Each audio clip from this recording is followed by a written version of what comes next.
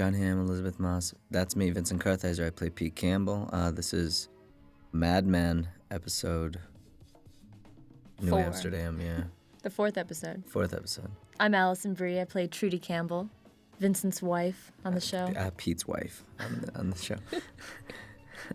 The actor Vincent Kartheiser's The wife. actor Vincent Kartheiser's. But on the show. Pete Campbell and Vincent Kartheiser are both characters. Written by Lisa Albert, the cutest little hippie, and directed by Tim Hunter, the most adorable little toad of an old man. I love him. I'm really proud of that door. You know, as an actor, you never really get doors with names and offices, and it's always kind of been a fantasy, I guess, a hidden fantasy. Yeah, it looks really sharp. You were proud of it, because after the table read, when I first met you, you took me over to see it. That is true. I did take you over to see my office.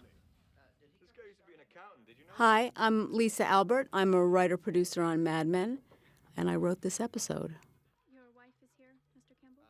I think the reason that we did this episode is we really needed to humanize Pete, and so it really was Pete's episode, and it was a way of letting people into who this character was and to try and give him some dimension so that our villain was not just purely villainous. And this was our introduction to Trudy, to Pete's wife. You all work so hard. How's Jennifer? Pete Campbell's so proud of his wife for the first 2 episodes. Well, I think she feels the same way. She's so proud to come in and visit at the office, present herself in front of all the secretaries, the working women, as she is not one of them. Right, but somehow she feels superior, it feels. She does. So proud, you know? Look at that coat. Janie Bryant, our amazing costume designer, loved Allison Brie. and would absolutely, I would come into the room and she would have hundreds of outfits, and she absolutely loved dressing you. It was a mutual love. Yeah. You have to love that coat. Yeah, but I think she loved a lot of the things she got for you, and the character allowed her to kind of be decadent. It's true. It's a fun character, I think, to clothe because of her new money, spoiled brat quality. Yeah. She just has everything, and always the perfect matching earrings and bracelet and purse and shoes all match. They do a great job with it, and it's so fun. And this is the moment where Trudy kind of notices Don. Oh, maybe they'll have an affair later. You don't know. I've suggested that a couple of times, but nobody ever takes me seriously. I think everyone, including the men on the show, have suggested having an affair with Don Draper. We shot this scene so late at night. This was I think this was the last scene that we shot in the episode. Lovely. And You know that I want to give you Vincent was going to have to leave to go do something.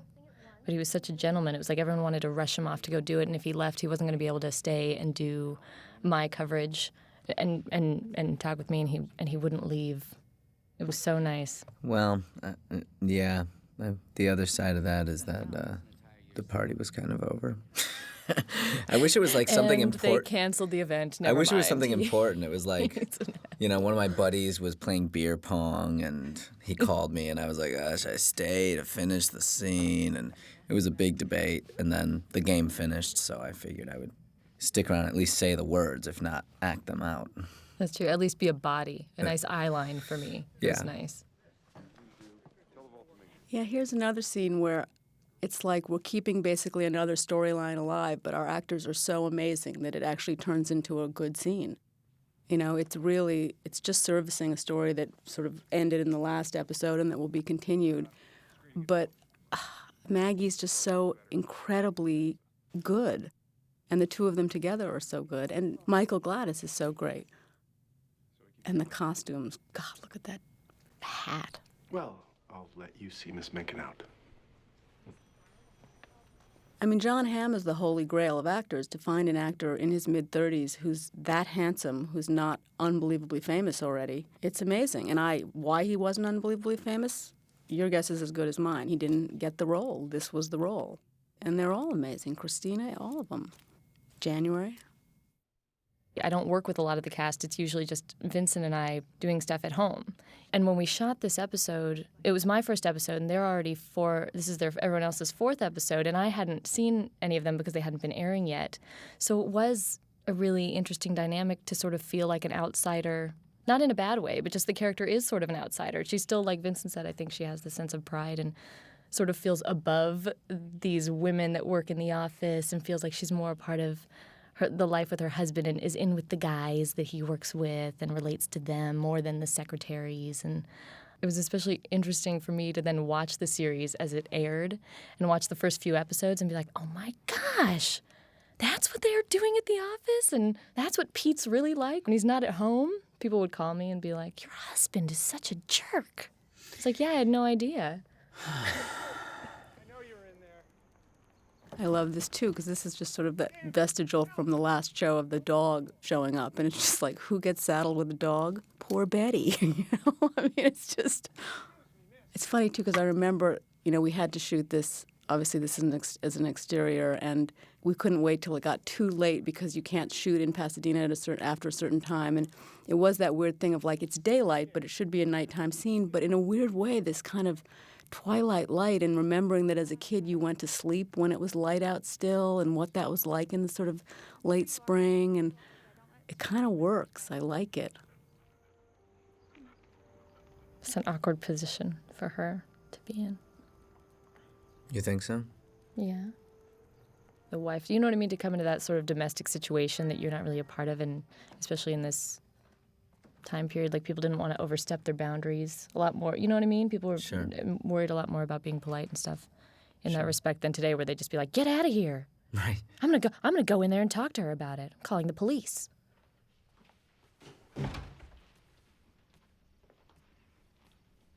I'm really sorry. I'm so embarrassed. I don't know what you're talking about. Sorry, it's like such gaslighting, I don't know what you're talking about. Did you let him in? Yes.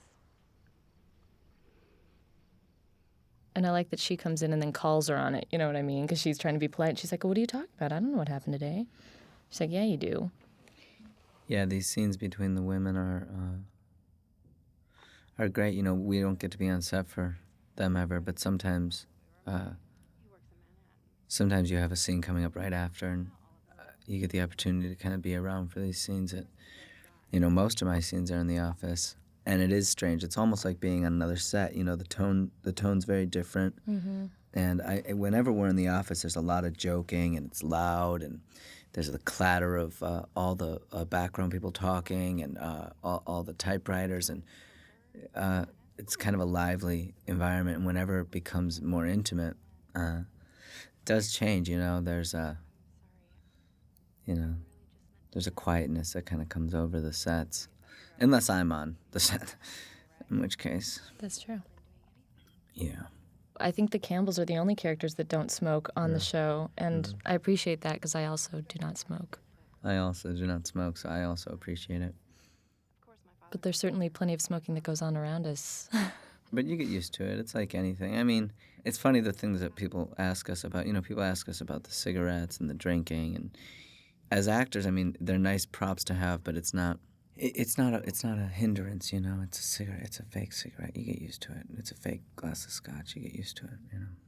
We were talking about, I can't remember exactly what the lead-in line was, but she's talking about this tremendously personal thing, and then Betty just says, "I've always loved that house." I mean, it's just that thing of like, okay, you just went way farther deep than I'm comfortable with, so we're going to go back to real estate because that's what I'm comfortable with, And what I love about writing serials is that you're keeping alive these storylines that started, and Don's in such a different place in this episode, and he's actually pretty light in this episode. But even when you see him, all the stories that have come before are still so much alive in him, and I don't know, I admire it.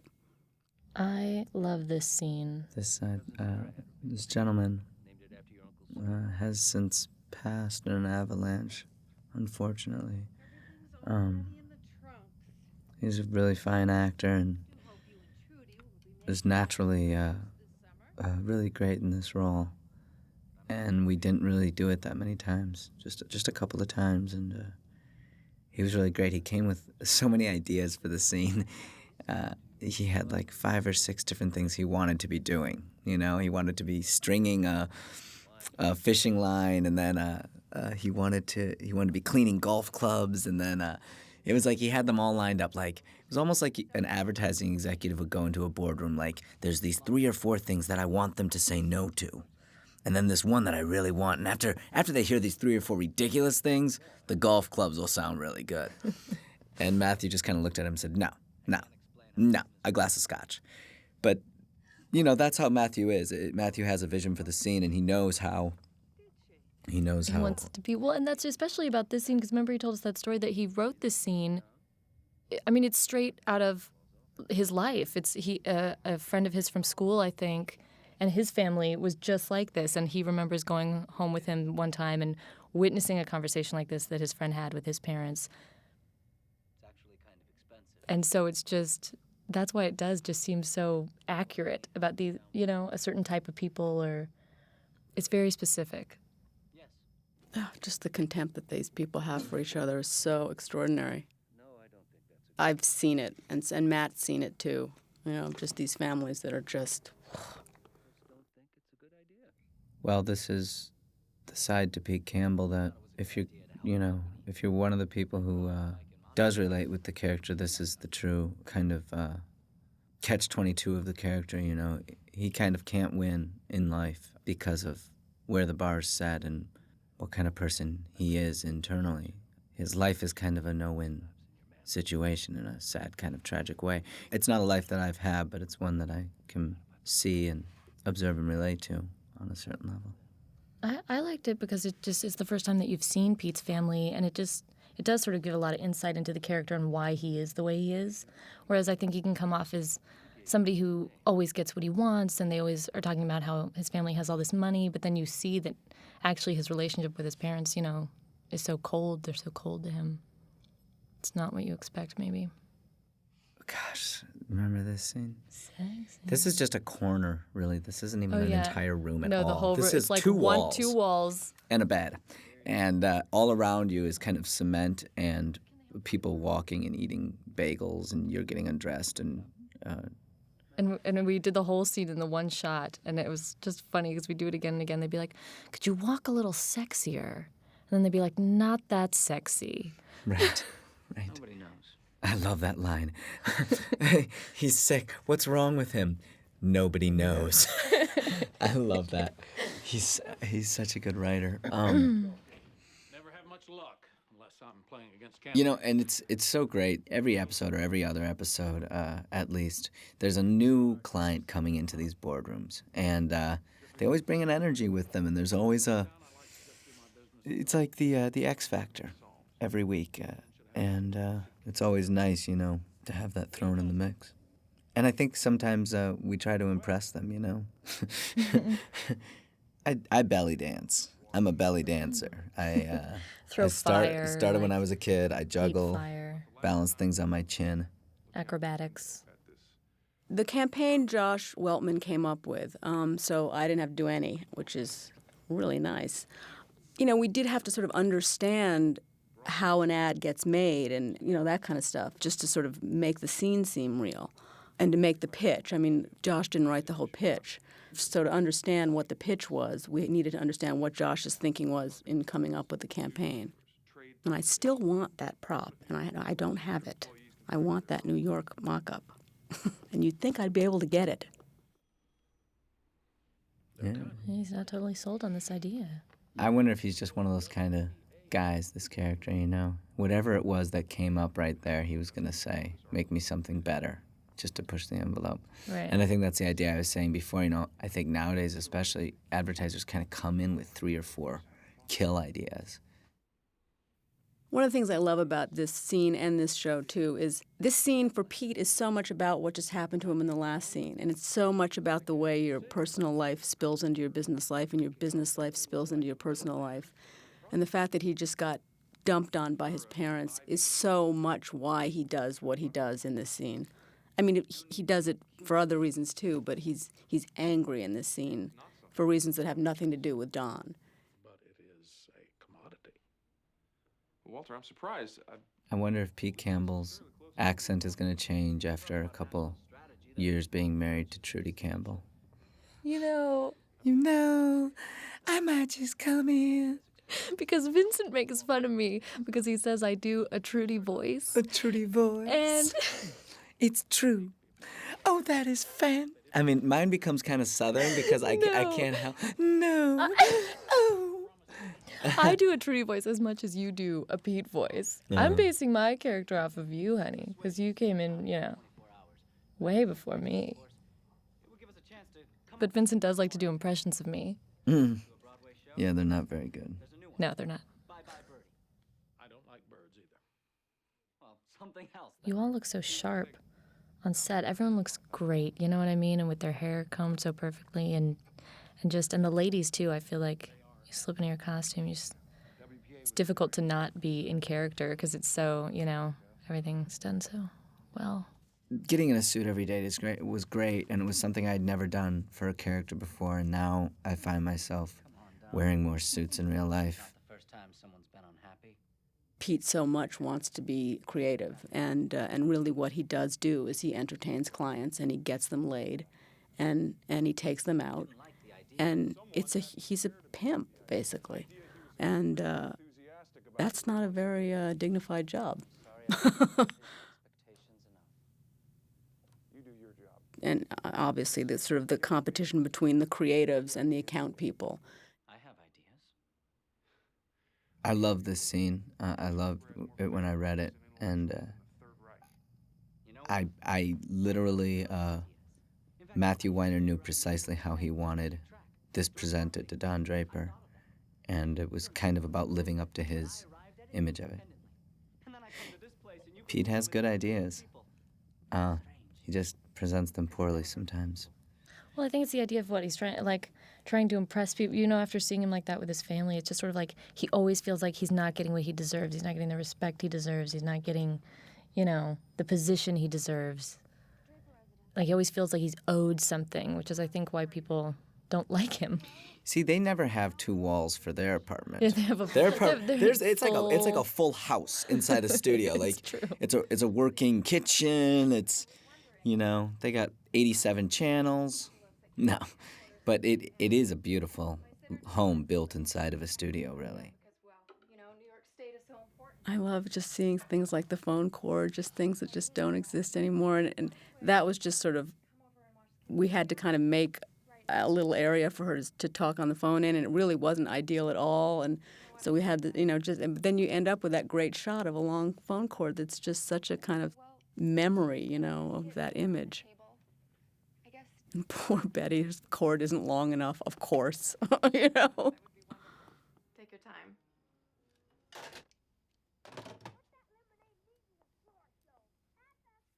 I think the actual, and I don't want to out anybody in real life, but I think the actual smokers smoked. Vincent does not smoke, and his character does not smoke. And I think one of the reasons is you can always tell a non-smoker when they're smoking. Were you ever a smoker? Me too. And it's just like that person's not inhaling. So we wanted people, and that, of course, is Matt's son, Martin. Baby Glenn, stop that now. You remember Mrs. Draper? She's going to take care of you while I'm gone. No ironing. Ironing? I give him 5 cents a piece. He loves doing it. And that 5 cents a piece for laundry was something that was actually Tom Palmer, who worked on the show. That was his childhood. He got 5 cents a piece for ironing. That's Matt's son, and he's a good little actor. He's got good genes. Matthew's wife is a beautiful and brilliant woman, and Matthew is full of life, and those are the kind of people who should be breeding. Sorry, it's an early morning here in Los Angeles. I love the scenes though with January and Matt's son. I don't know. Those are some of my favorite scenes in this episode because it's such an interesting match. Like she's so odd. Like her character is just so odd the way she relates to some people. Like again because of what she feels like she's supposed to be. But I will say, having been a young man at one point in my life, having been 6, 7, 8 years old, I think there are not love, but I think there are relationships that are strong. I remember I invited my second grade teacher to see me in a play. she came with her boyfriend, but I had bought her flowers, you know? Like, I really wanted to impress on her how I felt, and I think she understood, even if she kind of didn't give what she should to it. I think there was a look in her eyes at that time that understood that I would someday be a man, and I Right. understood that relationship, and I think it's something that we all go through as young men. Well, yeah, but I'm talking about not even just where he's coming from. Oh, shh, I love this scene. This is my favorite scene in the whole piece. This is one of the great emasculation scenes ever. I really like this scene. It came off so seamlessly too, and I think It's true, they shot it really well. I think we were all a little nervous. It was like our first scene together. I mean, what was our first scene The together? office scene. Oh yeah, it was. But this was kind of This the was first, our second. the It was first like our heavy, second. Yeah, the first kind of like 3 or 4 page kind of like it was, and all 4 of us were in it, and it's kind of fast paced, and again, we shot it just over right in the corner of this large, beautiful restaurant. But you know what I mean? They sort of make it look so full, and we're just kind of right over on this little side. the restaurant that doubles for 15 places. Yeah. Oh, she's just an unstoppable force. I mean, it's hilarious. I love the way the scene is shot. I love the way the scene is edited. I love everything about this scene. And I love the costumes. And I love the sets.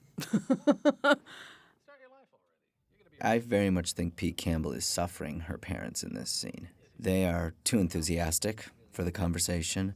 Even though he doesn't necessarily, I don't think Pete Campbell looks to his parents and says, that's who I want to be. I think he's raised in a mannered culture in which there are ways in which you address another person, even if what you're talking about is terrible.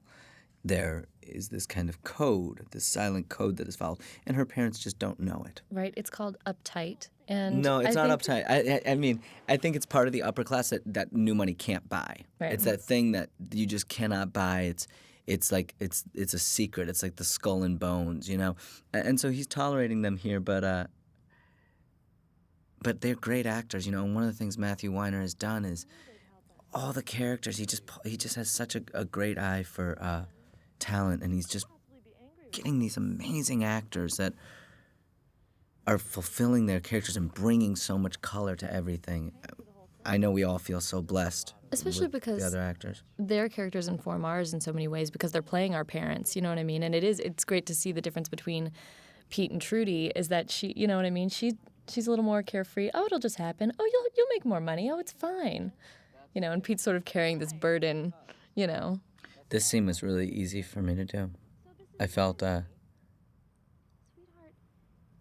we did it a few times, and it felt great every time. Mm-hmm. What about me? No crew, just us and mics. You know, they mic the car, and And the cab driver was sitting in the front seat. yeah, but not for that stuff. I don't think. It's true. It was just us, This one he was there for, but from that not side, from the sure. side angle, yeah. And I think this is an interesting scene too. You know, it's man and woman. It's you're locking yourself in. You're committing yourself to a person, and there's always that question of, do I really know this person? You know, and you start to see, especially for a man, I think you start to kind of see how your life is going to change and the compromises you are going to have to make every day, and the conversations you're going to have to listen to. I just think it's such a good. Yeah, when we shot it, everyone was like, "That's the scene. Like, it really feels like a husband and wife." Whenever I think about their characters, I always think that Pete Campbell sort of met his match in Trudy. You know what I mean? And in that scene, it's sort of what you're talking about. He tells her not to do something, and she just kind of does it, and it's like, kind of wants to brush out. You know, it's sort of like her power. It's a subtle power that she has over Pete. The manipulative little. I don't know if it's so subtle. It's kind of overpowering, and the way I see it is it's just unrelenting. It's just, she just doesn't stop saying this is what's going to happen. Yeah, I guess that's true. But it's so funny the differences between the way other people look at the characters and the way that you look at the character when you're inside it. Because even after this episode aired, my dad was like, God, too bad you have to play such a spoiled little bitch or something, you know? And I thought, God, Dad. I took it really offensively because on set, you know, the only notes I got were just be yourself. I mean, and I remember when we were talking about this scene, you know, when Betty gets on the toilet, we had to deal with the fact that what they wore was just so, it takes a long time to sit down on a toilet if you're a woman. And it made life much easier if she didn't have stockings on. And there was discussion about whether or not a woman would leave her home without stockings on. Look at this. I mean, you can't just pull your pants down. There's so much going on under there. There's a girdle and there's garters and there's all kinds of stuff. And we really had to have discussion about whether or not she would leave the house without pantyhose. We rationalized it. We wear the full stockings and garters and girdle. I don't always do the A-line dresses, but like I said before, it really helps you slip into the characters because the way they walked, the way they, you know what I mean? It affects the way you sit down, the way you relate to other people. Are your shoes hurting your feet? Are you sitting appropriately for the length of your skirt? But I love it. It makes me feel a lot more relaxed about what I'm eating during the day. So I think, I'm going to be wearing that girdle later. Nobody's going to know. I actually resisted this storyline mightily. I thought it was just as creepy as a thing could be. But, from Matt's perspective, particularly the whole thing when she cuts the lock of hair, which all the women in the room were like, I would never do that. Matt's point was, and I think when you watch it, it actually works, was that these two people are contemporaries. I mean, she's a child. She's a child. And she probably having as real a relationship with him as she does with Don. And certainly that's not true. But she's just so childlike. And I think that's what this was about mostly, was that she's just not fully formed, Betty. And she's kind of play acting at being a grown-up. And this interaction is just, it's almost like it's a peer. It is creepy, and that's the point. Oh, see, I like their relationship because, and you're talking about, Vincent, where the little boy is coming from, and I'm talking about where she's coming from as a woman, as a grown woman with a husband and kids, who still finds that she kind of can relate with him better than she can relate with some other people. Well, she's all alone, isn't she, all day? Well, that's true, and even I just feel like there's this air that everyone was presenting, you know what I mean? But especially this kind of housewife, that you want to seem like you have the perfect life. You're not talking about your problems with your friends. The fact that she goes to a psychiatrist is totally taboo. Piece. Glenn, you won't even miss it. She receives that as if it's a real compliment, and not as if it's a child. It's not. That's not a there moment for her, where she's kind of patting his head. She's actually being complimented by this little boy. It's just so odd. And of course, they had to put a little fake piece of hair in there for her to cut. And then the way this whole plot ends up playing out in the course of the season, I have to say I did love. Lock of hair. That's so cute. No one does it anymore.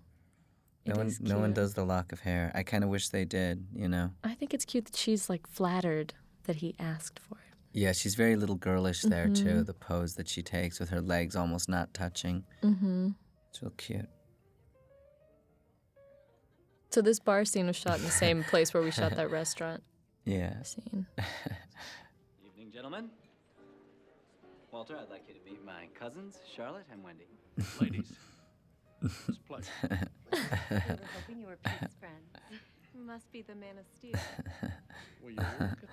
This was a fun scene to do. I really loved pitching this guy, and it was different than in the boardroom. I really felt like Pete was excelling in this environment. Well, I think we can make do with this branch of the family. But he's also... I'm glad you decided to stay over. So am I. Hey, bottle of champagne for the table and... He's also very kind of weary of being the pimp. And because of the scene that came earlier with his dad where he says, it's no job for a white man, and kind of... there's this other scene with Trudy's father where he says, dining and whining all day long. I think he would like to think of himself as professional and serious and sober, and he wants to be. I think he wants to think of himself as Don Draper, as getting there on his merit. But obviously he's gotten a lot of help to get where he is, and no matter how good he is, he'll kind of always be viewed that way, I think. And so this scene, in a way, can be a little, it's a pensive scene for him almost, because he's being objective about what's really going on. All day and bathed in milk. It's so dirty. I know. Yeah, I don't care. I know, I love that look on your face. we loved the idea that Helen Bishop, who was kind of the alien on the block, was the only person voting for Kennedy. She's divorced. I mean, she's just, she's a radical. And so, she just seemed like the perfect person to kind of carry that banner. And, I mean, for Betty, this is, she's dying. I mean, she's so curious about this woman. Well, looks like Don Draper was home with them. That's true. Being daddy man, which probably meant sitting in another room doing work while they ransacked a room. But look at the great idea he came up with. Cheesy. Sorry. I'm partial to Pete Campbell's idea.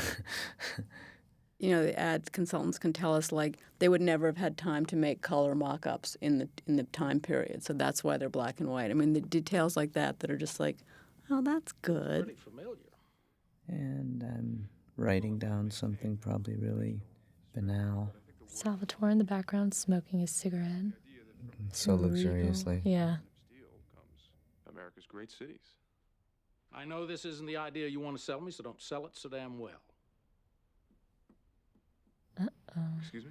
This is a weird moment where I think it happens in all of our lives, where you have this great moment of kind of pleasure and excitement that you were right, but maybe the person you were right with is your superior or someone who can very quickly change your life, and you're having a hard time not being happy about it.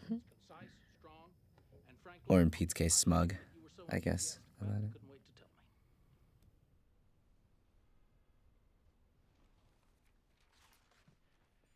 Thanks again, boys. Pleasure to make you happy, Walt.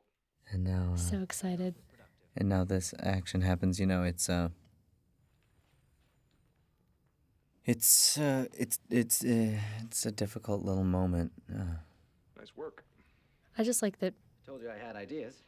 Yes, you did. He tries to humble himself here. Well, I just think he has no idea, how Don is going to take it. Like, he knows he's going to be a little irked, but he sort of still feels like he won. Yeah.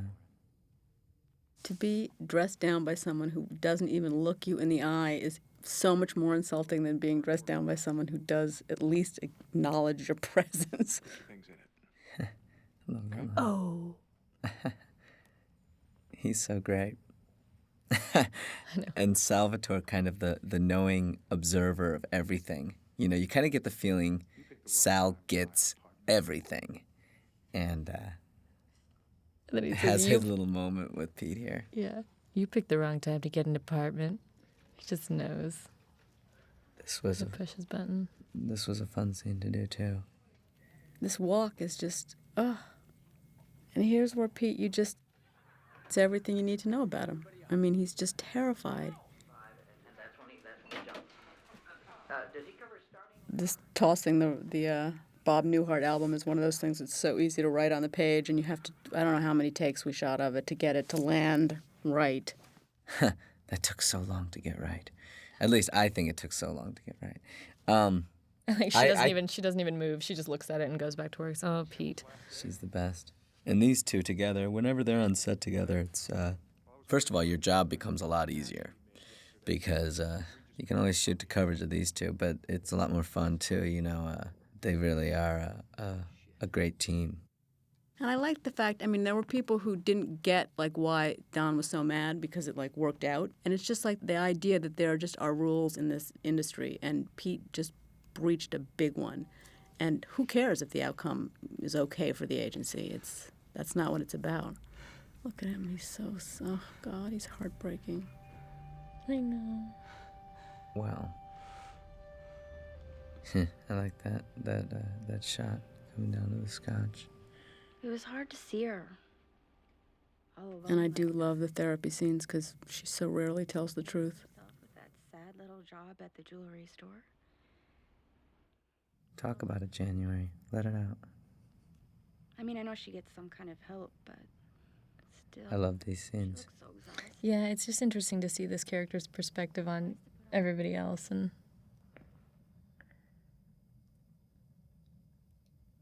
he just doesn't ever do anything. Right.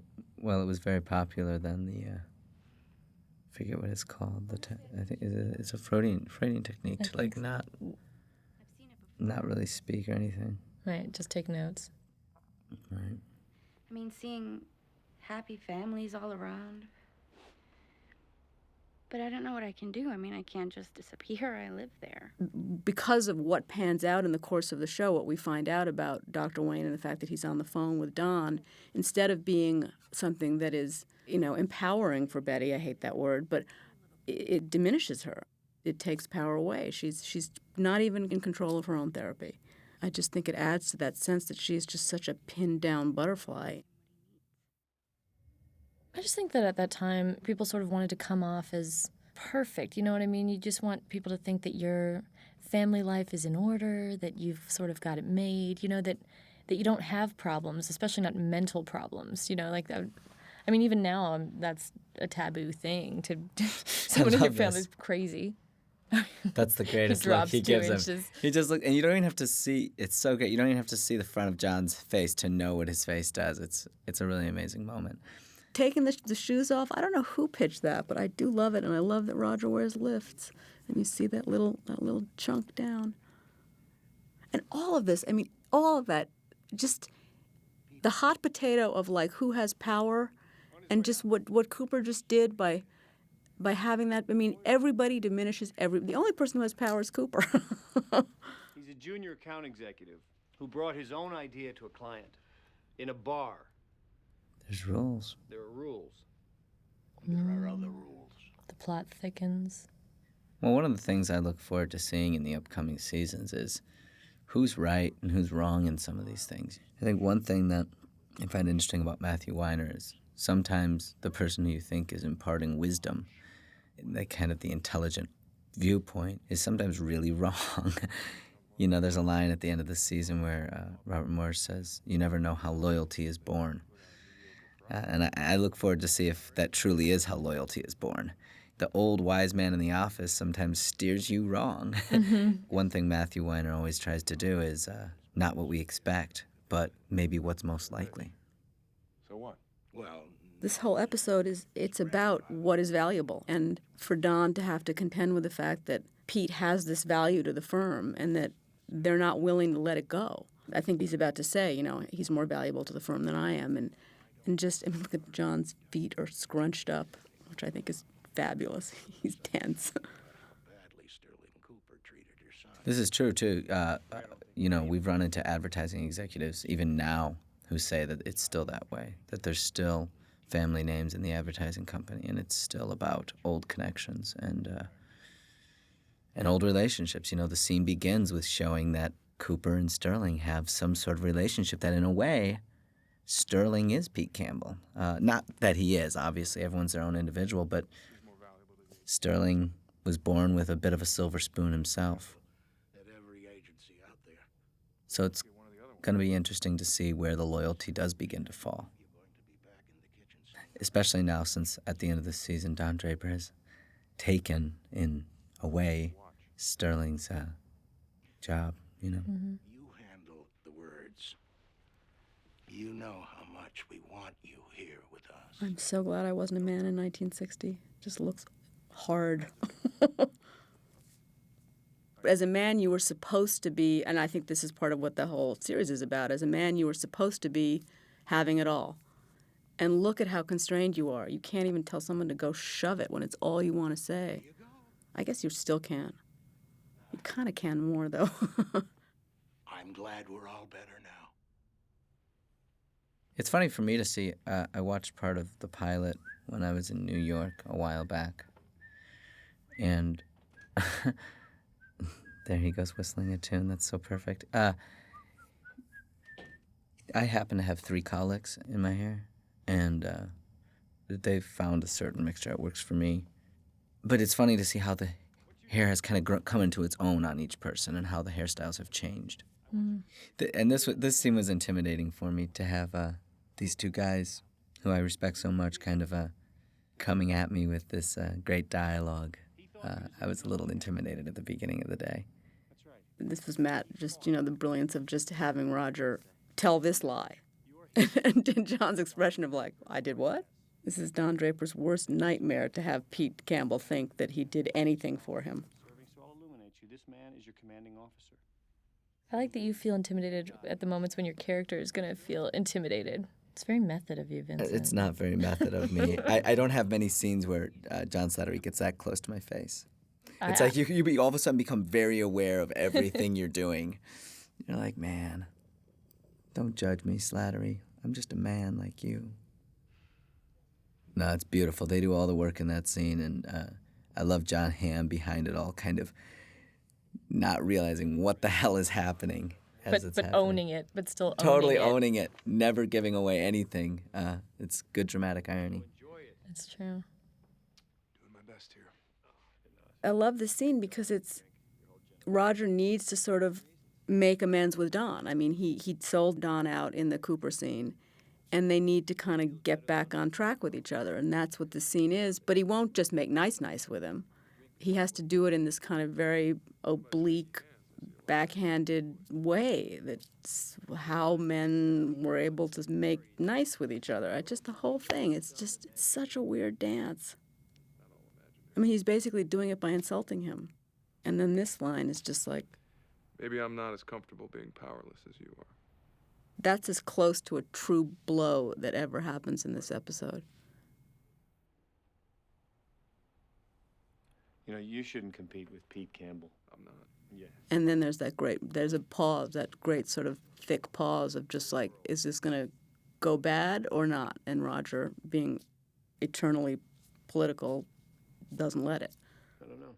Maybe every generation thinks the next one is the end of it all. Oh, see, they did the cutaway. Oh, but they go up to his face in that shot. Nice. It's interesting to see that process. The directors are to different levels in different scenes. I think most of the directors kind of see how the scene is working, and then they step in if there seems to be something that's not in line. You know, it's kind of a direction by necessity basis. But they're always different, and you know, the attitude on this set, the first season was so great, and so.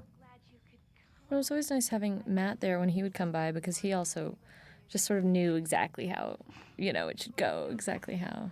An infusion of energy. Yeah.